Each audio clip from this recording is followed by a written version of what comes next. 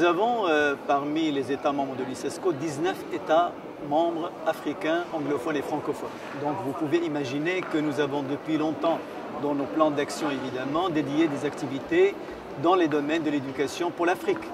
Nous avons entre autres, pour être très bref, nous avons 3 centres pédagogiques déjà installés dans des pays africains.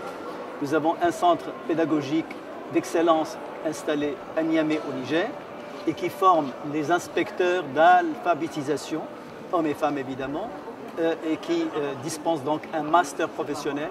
1 et 2 pour une formation d'une année jusqu'à 2 années dans ce domaine-là. Nous avons un deuxième centre pédagogique qui est installé à N'Djamena, au Tchad, et qui forme des professeurs arabes pour l'enseignement bilingue au Tchad, à la demande du gouvernement tchadien. Nous avons donc installé ce centre qui forme annuellement entre 1000 et 1200 professeurs qui sortent donc lauréats de ce centre-là et qui sont tout de suite intégrés dans l'enseignement public tchadien.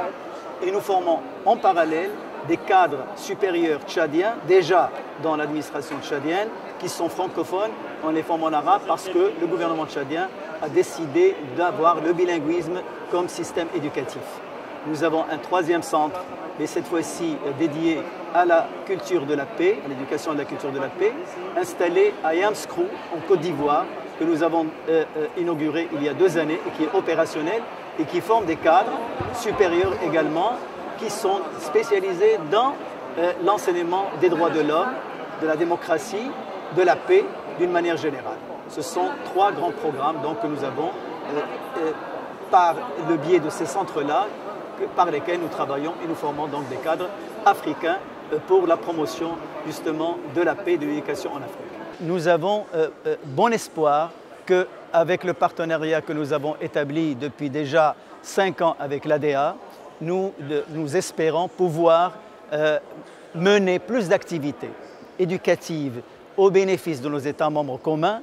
et l'ADA est l'association la plus qualifiée et qui a une expérience de terrain et qui nous permettra effectivement d'atteindre les objectifs que nous avons assignés à nos activités pour l'Afrique. Nous voulons une coupure épistémologique avec ce qui s'est passé depuis longtemps.